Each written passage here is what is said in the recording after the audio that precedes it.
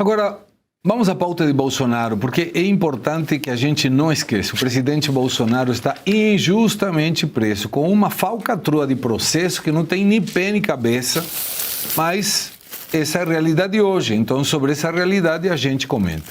O ministro do STF, Alexandre de Moraes, determinou que a Polícia Federal fiscalize e registre o conteúdo das marmitas entregues ao ex-presidente Jair Bolsonaro. O despacho foi publicado ontem. Moraes também autorizou o cadastramento das 3 pessoas responsáveis por fazer a entrega da alimentação especial do ex-presidente, que deverá assinar um termo de responsabilidade. Moraes escreveu, abre aspas, o horário da entrega será fixado pela Polícia Federal, que deverá fiscalizar e registrar o que for entregue mediante termo de responsabilidade a ser assinado pelos entregadores. Fecha aspas.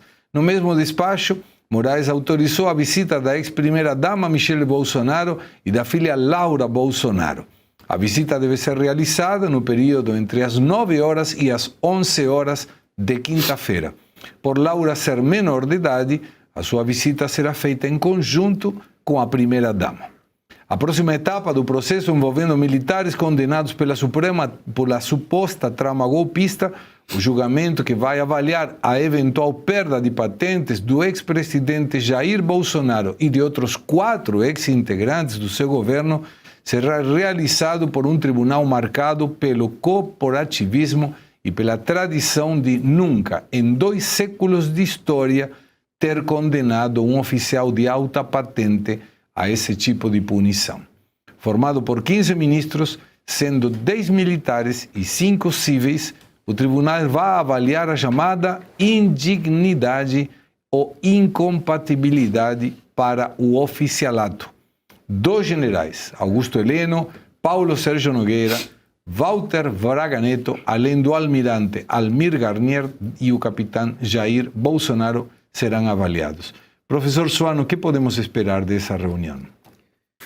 Olha, Segre, eu vou citar, o ponto mais essencial para mim é tentar imaginar se vai ou não ter a cassação. Historicamente, nunca aconteceu para oficiais generais.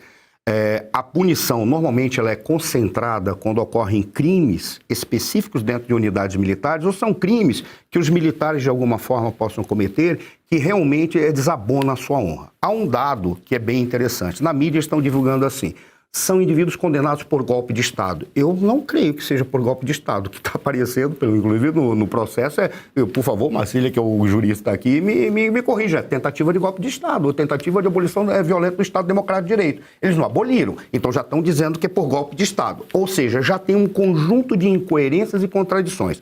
Mas, para mim, o que fica muito claro, me parece que eles vão manter pelo menos os 7 militares dos 10 que lá estão presentes. Tem um indivíduo que não deveria, ele só está lá porque foi piloto do Lula durante um tempo do avião presidencial, que é um brigadeiro. Esse indivíduo ascendeu a sua carreira sendo apenas um indivíduo que ficava ao lado do Lula e ficou ao lado da presidência da República. Por isso, eu não vejo méritos militares, mas é alguém que a gente já sabe que vai ficar do lado errado, porque ele sempre esteve do lado errado, este senhor.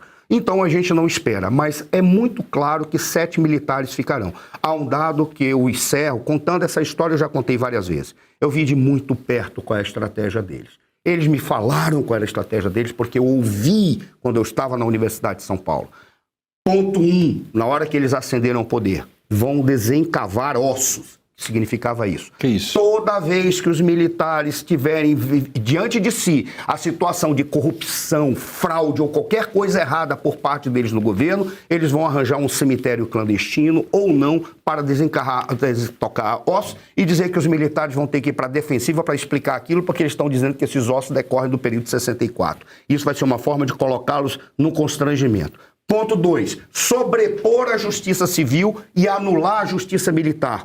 Porque eles não veem lógica na justiça militar, exceto em caso de guerra. Significa o quê? Os militares serão submetidos à justiça comum como se militares não fossem. Qual era a lógica deles? E eles falavam que depois eles precisavam de um terceiro ponto, que é para onde eles caminharam e não conseguiram muito sucesso, mas querem ter. Qual é a razão de botar a justiça civil sobre a justiça militar? Eu ouvi ele falar isso.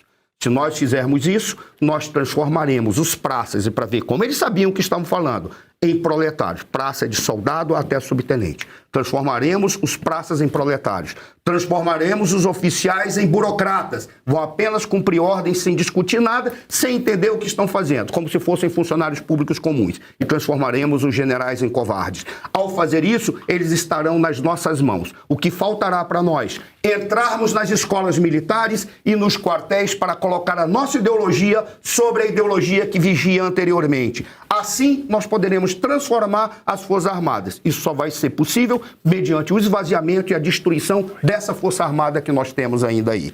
Essa era a jogada deles. Por isso, eles vão trabalhar de todas as formas, nesse momento, para esvaziar e destruir as Forças Armadas na configuração que ela tem. Esse é o objetivo claro deles, mas eu não acredito que pelo menos os 4 generais eles vão caçar as suas patentes. Você acha que vão caçar? Não vão, porque tem pelo menos 7 militares ali que vão ter um mínimo de vergonha na cara. E eles vão dizer, não se aplica na situação aqui.